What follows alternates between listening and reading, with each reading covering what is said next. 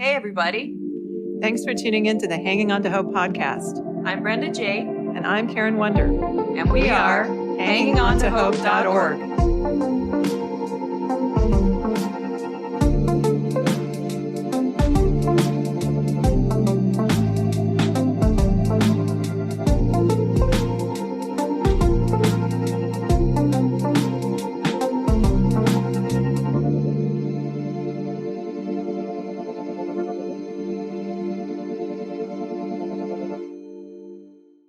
This podcast is intended as educational and is not psychological or medical advice. Always consult a professional when needed, and we disclaim any liability in connection with the instruction, information, or advice given. Hi, everyone. Welcome to the Hanging On to Hope podcast. This is Brenda J. Today, we brought Andrew Bauman back to the podcast to cover two of his other books, Stumbling Towards Wholeness and How Not to Be an Ass. Andrew is a Christian author, therapist, and abuse advocate.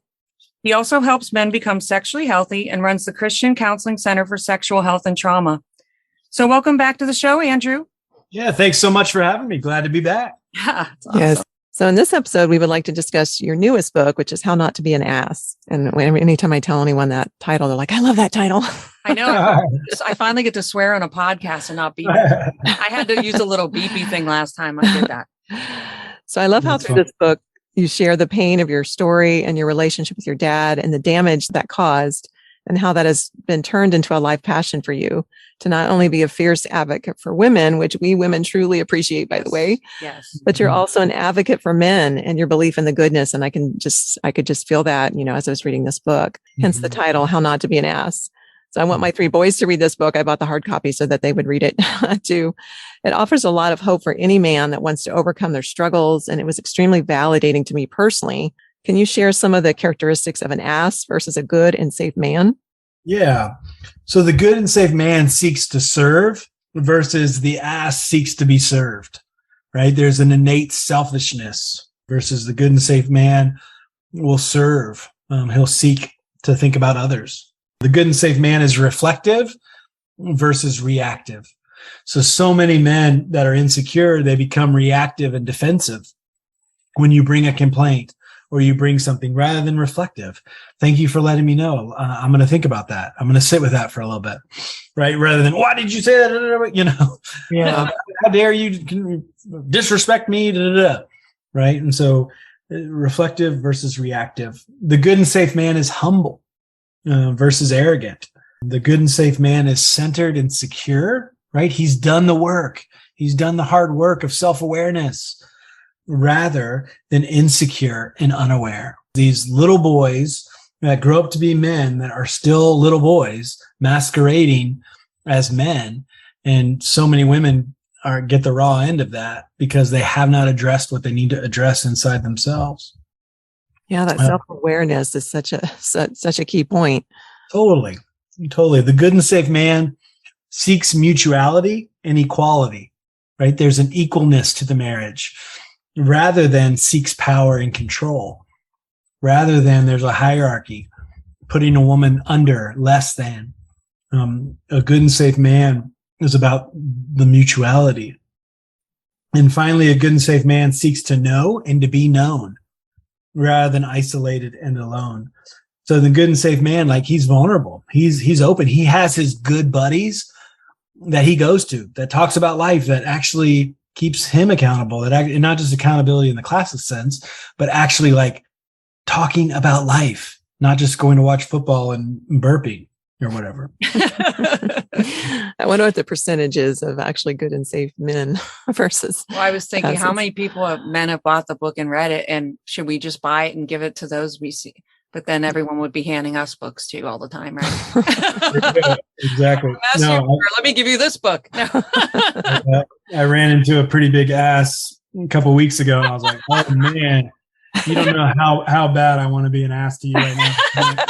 I hand you my own book." Yeah, maybe that's a good idea. I don't know what else to do. It's kind of hard right now out in the world. You say shame does not create lasting change, but pushes you further from it.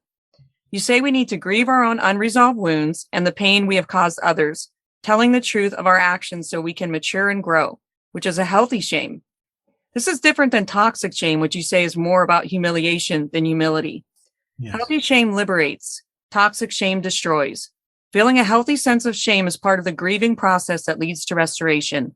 Can you share how your own experience of the 13 years of pornography abuse caused you to feel the healthy shame and how that led you to truly change what you call your pornographic style of relating? Yeah. I know basically the healthy shame is basically owning it, right? And what I said earlier was that, and when we were talking about stumbling towards wholeness, was basically I didn't even want to talk about it, right? I felt so much toxic shame. And right now I still will feel shame talking about it. I'm not proud of it. And yet it's a different type of shame, right? It's a healthy shame that leads to action, that leads to change, that leads to humility, that leads to I'm not proud of my past behavior. And yet I would not be doing the work I'm doing right now without it. Right. Yeah, because it's that conviction that it's wrong. So that's what that healthy shame is. Exactly. And so I have to realize I have to make peace with my story. I have to make peace with the porn use. And what I say in my Psychology of Porn book, I talk about it as blessing pornography, which people got really mad at. But I'm not actually blessing the pornography. I'm blessing the story that led to the pornography, right? Yeah, there's a big difference. Yes. Yeah. So I love this quote from your book. The good and safe man is humble. He has suffered, and that has shaped him into a man who has been tenderized, softened by pain. An ass is someone who has suffered, but has not been a good steward of his own suffering. He acts like he has suffered, yet he has not been deeply transformed by his pain. He has merely stuffed it down, thus passing the unprocessed pain onto others through a variety of ways. Since you've worked with men in counseling situations for over 10 years, have you seen that concept play out over and over, and anything you can expound on that? Yes. I mean, that's the part. So many men want healing, but then when they actually come to my office and we actually begin the work, they're like, oh crap. Like they don't actually want to do it. No, I don't want to suffer that way. I don't want to face when I was sexually abused from my neighbor when I was 8. No, like I do not want to feel these things again. Right. I don't want the crucifixion. Just give me the resurrection. And that's why I think some of the men that actually choose to do the work are some of the most noble, because, you have to fly in the face of, because toxic masculinity is we've been socialized in American society that to be this hyper macho, to not cry, to not feel. Right. So we have to go against all these preconceived notions of what is masculinity, right? Where I think actually this is the most masculine thing of all. The most strong, badass thing you could do is face your own pain. Yeah. Yes. Courage. Right. And have humility. Like you said, just be willing to face it, even though it is painful. Yeah. And at the beginning of the book, when I read that, it talks about the toxic masculinity that men have. You talk about there being a spectrum of abusive men that ranges from being simply unaware to outright evil. Can you share those major differences? Yeah. So what I was running into is that, I kept, working with abuse victims, specifically the last probably 5 years, basically realizing there was such a lack of language of like, okay, you say your husband's abusive and you say your husband's abusive. And one's this like narcissistic, just dangerous man who's like, oh, and this other is just this really unaware fool who's thinks he's doing what God wants him to do, but he's abusive, but in such a different way. Like he's just kind of just completely aloof. It doesn't give him a pass, and yet it's very different. So what I created was this spectrum of an abuser of, I think one of the sides of the spectrum, the unaware fool, he can change. Whereas the other narcissistic coward, I mean, they obviously can change because I believe in Jesus and transformation. Right. The chances are very slim. And Right. so, in my 15 years or however long I've been doing this, I've probably run into maybe 3 narcissistic cowards that I feared might kill me, like confronting their narcissism, moving my family out of my house, looking around thinking they were going to wait for me to come kill me after our set, Right. Yeah. Oh, no, I know. genuine fear of these types of men. Whereas the common dude that I work with, they're the unaware fool. And I see them literally every single week. People fly in for intensives, and this is just the most common. And he's still an abuser. It's just a different type. And so the unaware fool is clumsy. He's not emotionally mature. He has not adequately grieved his wounds. He's attempting to become a different man, and he's open to the idea. There's humility mixed with self-contempt, and he attempts to connect. He attempts to be kind, but he misses the mark, right? This is a different type of man. He's normally theologically rigid. There's a certain profile of the unaware fool, but he can actually change if he does the hard work, and he can become a different type of man. Whereas the narcissistic coward is aggressive, wildly insecure. He attempts to attain power and control in whatever way possible. Selfish, makes you pay for using your voice or power. He's more blatant in the violence, and he's entitled. It's a very different type of an abuser.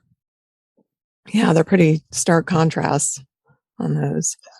So I love the essay written by you and Taylor May. That was very, very validating about how her first marriage was so deeply embodied in the pornographic style of relating.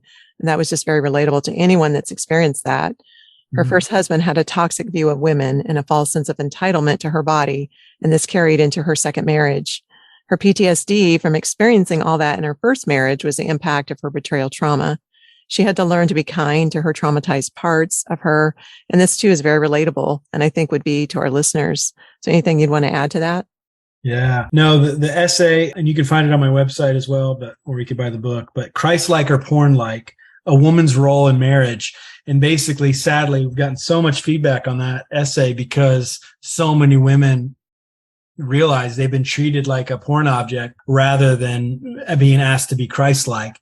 They've been asked to be porn-like. And that is just heartbreaking because, if you have, it varies, it's debatable, but anywhere from 50 to 70, 80% of Christian men have some type of relationship with pornography. Okay, that's going to bleed into, and that's the whole pornographic style of relating, that's going to bleed into how we relate to our partners. And we have to change that. We have to become Christ-like, not porn-like. Yeah, that is huge. Yeah. Wow. Those numbers are high. Can you share some of the characteristics of a good and safe man? Us women need to know this. Yeah. The good and safe man is self-aware. He knows his stories. He knows his wounds. He knows how they impact his relationships, right? He's aware of himself. Second category of good and safe man is safety. He's aware of when he's safe. He's aware when he's triggered. So I still get triggered. Even though I've been on this journey forever and work hard to become a safe man, I get triggered. Yeah. Well, guess what? It's not if I get triggered or if I don't. I'm a human. What do I do with my triggers? Hey, babe, I'm feeling a lot right now in this argument. I need to take a step back. I need to take some time. I need to go on a walk. Let's try to talk about this later this afternoon, or, after we put the kids down, let's try again. I got to be aware rather than just kind of double down when I'm triggered, knowing that I can't have a rational argument or discussion, and I'm going to not be a good man in that moment. So I need to know and be safe. Number 3 category of a good and safe man, he knows the difference between anger and aggression. He's learned how to fight clean. Right? So all anger is not bad. Anger can actually be a beautiful, good thing when you can learn how to have a skillful anger that actually can lead to greater intimacy. Whereas aggression is bad. That's the difference. And so you got to learn the difference of, okay, am I angry right now? And now what do I do with my anger? And I actually think it can lead to great connection and intimacy when you can do anger in a healthy way. Yeah, it's like going in react mode. Right. Exactly. 4th category of a good and safe man is aware of the other, right? So not only is he aware of himself, he's aware of the other. He can now see the other, be emotionally present while remaining kind in the midst of conflict, right? So he is aware of his impact and he's aware of the other. So he reads faces, right? So basically, I think it's like 80% of our face we don't control. Isn't that wild?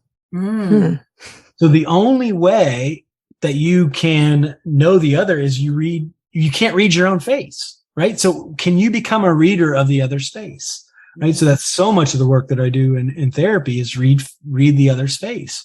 And so can you be aware of the other's face? And in that, you can be kind to their face when they're shutting down, when they're you can just be more emotionally present. And second to last category of a good and safe man is kindness to self and others. We talked about that a lot. Finally, number 6, he's secure. He's consistent. He's not easily threatened. He knows who he is and he knows why he is. And that's important, right? Why on earth? He has a purpose. And the purpose isn't just to make my wife happy. That's not a big enough purpose. It's a deeper calling. It's a deeper reason of why he's here on this earth in the kingdom of God. I'm just all smiley because if this actually existed. Wow. No words. And another quote I love from your book, and you're speaking to men here, is we can have power over addiction when we remember who and whose we are. We are children of God and heirs. Romans 8:16-17. Image bearers of God, Genesis 1:26, and are meant for glory, goodness, and liberation. We must redeem power from its negative connotations and reclaim an authentic masculine power that liberates rather than oppresses. Yes. Can you share some of the characteristics of authentic masculinity? Yeah. There's this whole idea 20 years ago, right? Or 25 years ago, Wild at Heart came into and that book helped save my life. That was kind of the beginning for me to get out of the psych ward, and I was reading that book in the psych ward and literally gave me hope. And yet now 25 years later, looking back, I'm like, oh, there's a lot of problematic stuff in that book as far as toxic masculinity and not putting women in the way that I would want to put them now. And yet, back then it was so helpful. And so back in the day, the text 25 years ago of masculinity became Wild at Heart. Right. And yet now, as I look back, realizing there's a lot of problems with that text, and it's not the type of, authentic masculinity that I strive for now. And so how do we attain that now? That is, I believe, a balance of kindness and strength. It's not just this kind of warlike Braveheart, but it's truly a vulnerable man is a powerful man. A kind man is a powerful man. It's not the Marlboro man image. It's not just the man with the sword, the macho man. No, it's actually the good and safe man is much more secure than that. And yet sometimes there has to be, he uses his power, right, to help liberate, or uses his strength to help liberate. That is not, so many times these macho men are actually just literally running from the little boys within them, and they're overcompensating, trying to act tougher than they actually are, rather than the toughest men I know how to grieve. Yeah. Yeah. And it's weird because the next question I'm asking, I was just thinking though, how do you know if it's genuine or not? Or if the narcissist is really good at faking kindness and all that. But here's the next question. You talk about how common it is for a man anywhere on the spectrum of an abuser to claim that his wife is just as abusive or is also an abuser. You say many men confuse contempt they see in their wives as abuse. The wife of an abuser will have contempt as a response from years and years of her voice being silenced, her experiences being gaslighted, and her being emotionally, psychologically, spiritually, and sexually manipulated and abused. How can her anger be a gift to help her break the chains of this prison? And how can a man that wants to change see it that way? Yeah. I talk about this in the book, and this comes from, Psalms 82 Initiative, but they're categories of recovery for an abused woman. Number 1 is safety she needs. Number 2 is stability. And number 3 is strength. And so where I find that is anger for the woman comes in that third category of strength. So after the husband provides safety and stability over a long period of time, when she begins to step into her strength, she's really going to become really angry at you. And that's actually a good thing, because I can finally be safe to be angry. And I know I'm not going to get this retaliation. I know I'm not going to be, he's not going to be cruel back. So there has to be a period. Now, if that anger goes on forever, that's a problem. That's where you need couples therapy at that point. But there is a season where, you're going to be really pissed because he did those things to you and he did not protect you and did not love you well. But that is where anger can actually be an invitation to being more curious. So I hear that you're so angry. Tell me more about that. Tell me how that must have felt. right? So in our practice, in our couples work, we'll have the wife stand on a chair and become the husband. And we have the husband become the wife, and they switch roles, just like in theater class.